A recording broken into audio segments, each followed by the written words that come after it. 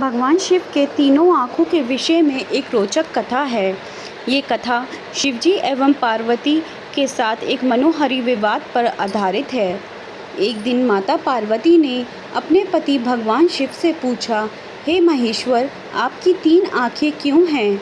क्या उनका कोई विशेष महत्व है?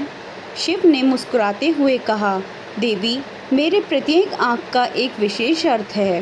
पार्वती ने उत्सुकता से पूछा, कृपया मुझे वह विशेष अर्थ बताइए। शिव ने उत्तर देते हुए कहा, पहली आँख से मैं संपूर्ण ब्रह्मांड की सृष्टि, स्थिति और संहार को देखता हूँ। इससे मुझे सब कुछ दिखाई देता है और मैं सभी जीवों के साथ साथ यहाँ के ब्रह्मांडिक कार्यों को निरंतर नियंत्रित करता हूँ। पार्वती आश्चर्य से बोली, अच्छा, लेकिन दूसरी आँख का क्या महत्व है? शिव ने उन्हें देखते हुए कहा, प्रिया, दूसरी आँख से मैं मनुष्य के अंतरंग कल्याण को देखता हूँ। मैं जानता हूँ कि हर मनुष्य का मन और भावनाएं अलग अलग होती हैं। इस आँख से मैं उनके कर्मों और मन की गहराई को समझता हूँ और उनके अंतरंग कल्याण के लिए उन्हें मार्गदर्शन करता हूँ। पार्वती आदर से बोली, वाह, ये बहुत उत्तम है। और तीसरी आँख का महत्व क्या है प्रभु?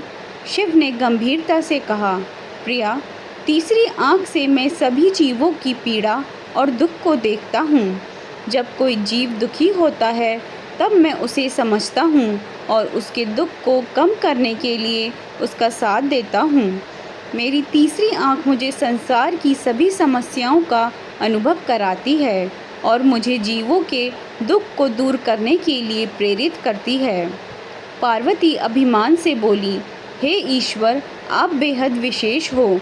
आपकी आँखें अनंत जगत की ओर निरंतर देखती हैं और जीवों का कल्याण करती हैं। शिव ने प्यार से हंसते हुए कहा, प्रिया, यही मेरी तीनों आँखों की विशेषता है। यह विशेष शक्ति द्वारा मैं विश्वास दिलाता हूँ कि मैं सभी जीवों के कल्याण एवं उनके भाग्य का विधाता हूँ और उनकी समस्याओं को हल करने के लिए उनके पास हमेशा रहूँगा। इस पौराणिक कथा से हमें ये ज्ञान होता है कि भगवान शिव की तीनों आँखें विश्वास, करुणा और सादगी का प्रतीक हैं। ये हमें याद दिलाती हैं कि जीवन में हमें परमेश्वर पर विश्वास रखना चाहिए, दूसरों के प्रति करुणा रखनी चाहिए और सादगी से जीवन जीना चाहिए।